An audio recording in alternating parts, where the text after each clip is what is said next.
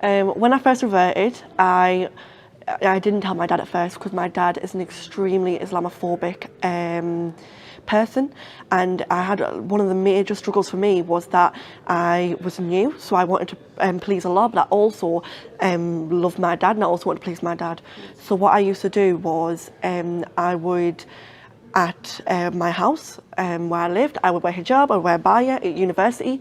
When I would go home, I would take it off. I'd just look like a normal white British girl and go home.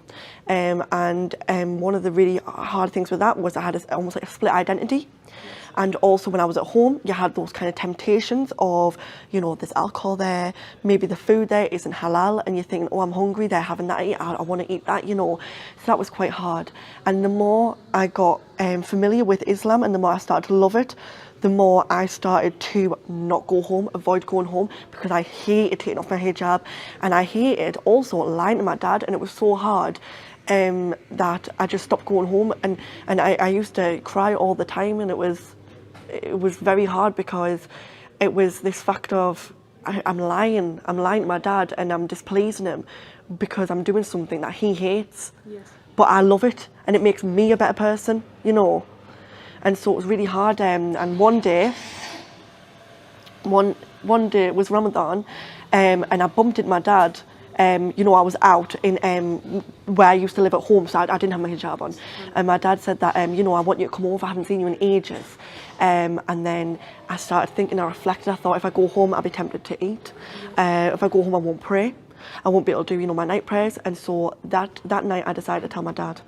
And when I told my dad, obviously I was mentally prepared for the kind of response I was going to get.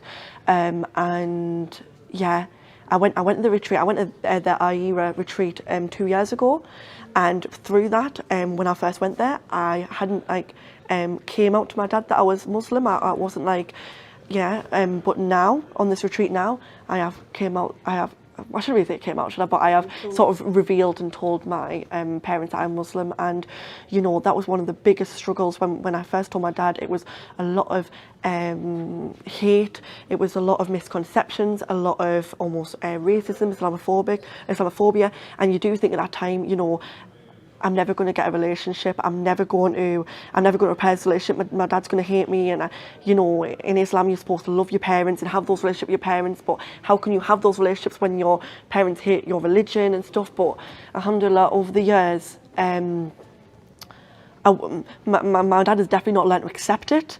But my relationship with my dad is now sort of not tolerant, but civil.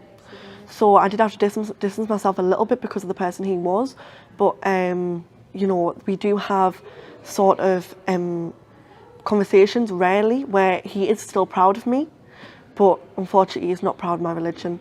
But he is still proud of me and he loves me. And also another sort of thing that is quite difficult is that when I first reverted, they'd try and turn me on the wrong path, and they'd sort of say, why don't you go back to the old you, like you used to drink and you used to do this, like why can't you, when are you going to turn back? And it took them a long time, and it took a lot of strength for me to say to them, this is who I am now, I'm not that person anymore, and I'm not going to turn back. And since then I've not took my hijab off at all. When I had a job interview, I wore my hijab and they were saying, oh, I'm so embarrassed, I can't believe you're wearing your hijab and stuff. And I said, well, it's part of me. It's part of me.